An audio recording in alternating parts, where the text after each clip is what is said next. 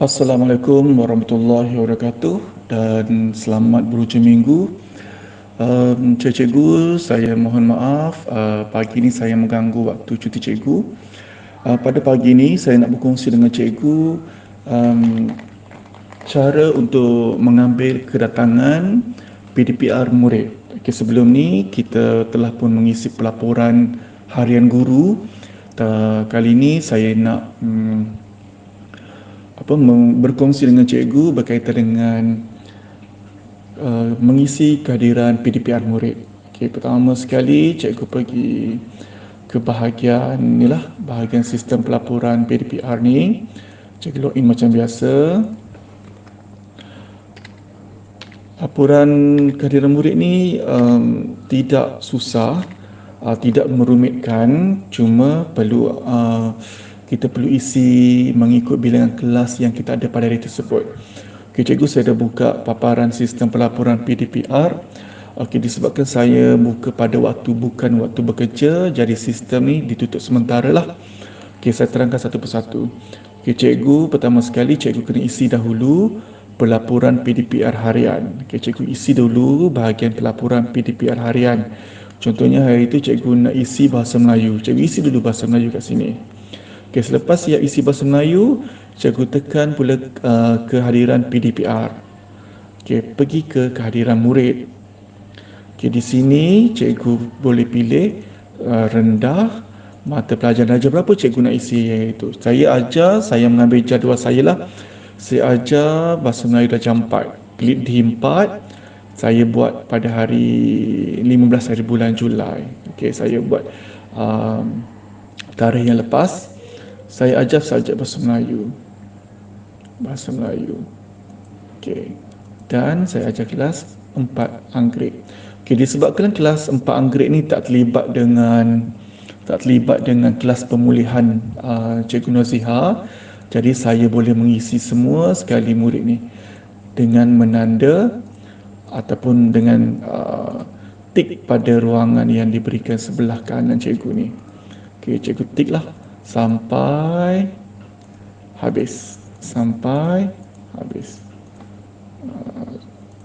Okey, cuma diingatkan kepada cikgu supaya kita mengesan ataupun kita tahu murid mana yang dalam kelas kita ni adalah murid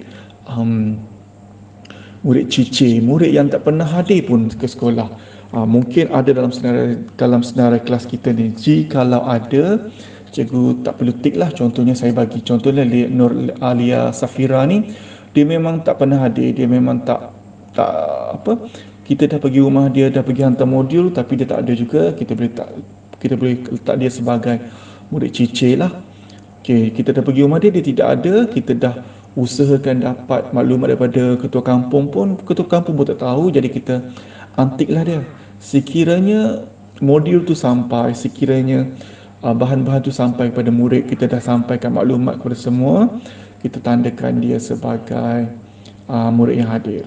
Okay, sekiranya murid itu berpindah, contohnya lah Suhaida Said ni berpindah, jadi cikgu kena maklumkan kepada saya ataupun PKP untuk diubah untuk untuk saya masukkan data yang terkini. Sekiranya tidak ada perubahan, sekiranya tidak ada apa-apa yang ralat, cikgu boleh terus mengisilah.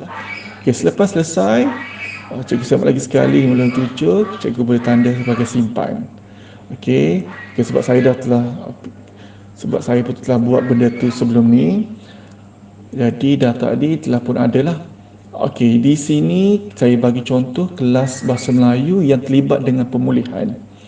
Okey, darjah 4. Contoh yang ni saya bagi contoh cikgu saya bagi contoh sahaja. Cikgu Bahasa Melayu kelas 4 Angsana. Saya ajar bahasa Melayu.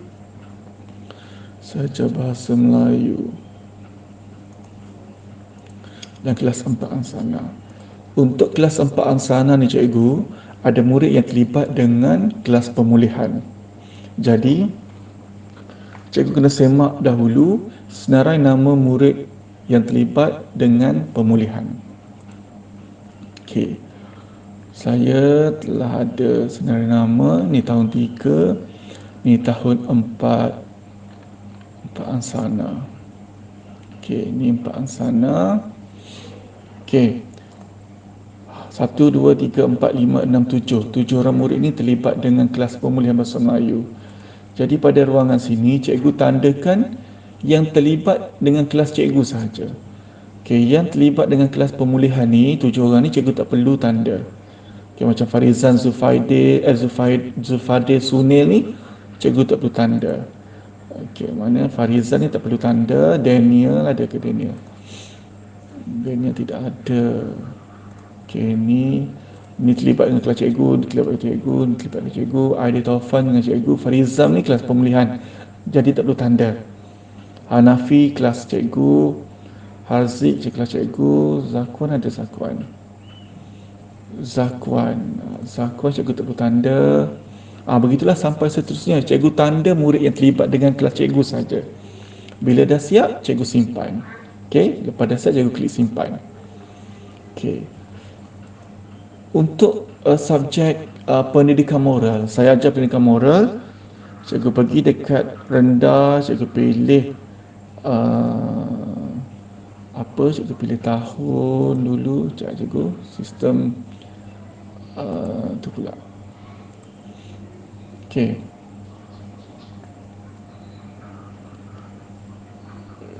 Cikgu pergi dekat kehadiran murid, cikgu pergi rendah. Contohnya saya ajar pendidikan moral. Saya ajar pendidikan moral kelas 5 Anggerik saya ajar.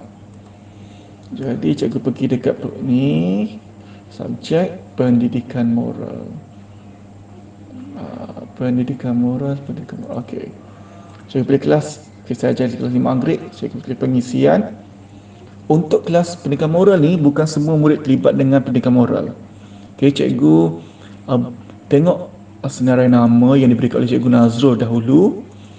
Kelas cikgu ni berapa orang yang terlibat dengan kelas moral. Okey, macam saya kelas 5 Anggerik ni, tahun 5 Anggerik yang terlibat kelas moral adalah seorang saja, Syatira binti Talib.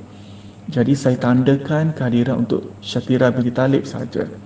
Yang saya tak tanda ni, yang putih sebelah kanan cik saya ni, adalah murid yang tak terlibat dengan moral. Mereka adalah murid beragama Islam. Okey, Syatira binti Talib sahaja yang terlibat dengan subjek pendidikan moral. Cikgu klik kat sini. Okey, cikgu simpan saja di sini. Okey, untuk pendidikan Islam. Okey, contoh saya ajar pendidikan Islam. Saya pergi sekolah rendah. Okey, saya pergi darjah 6 lah. Contoh saya darjah 6. Saya ajar pendidikan Islam. Pendidikan Islam, tasmik. Okey, kita kena tengok murid Islam yang terlibat. Okey, murid Islam yang terlibat. Tarikhnya adalah 15. Saya buat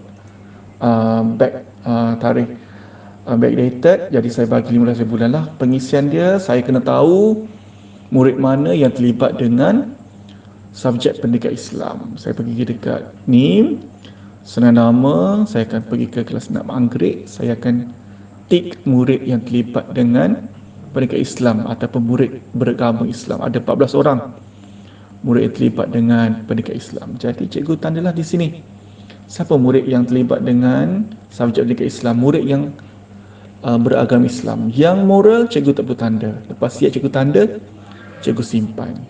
Okey, itu berkaitan dengan pendidikan Islam. Sama juga dengan tasmik cikgu-cikgu. Tasmik pun cikgu pilih murid yang beragama Islam. Yang pendidikan moral cikgu biarkan.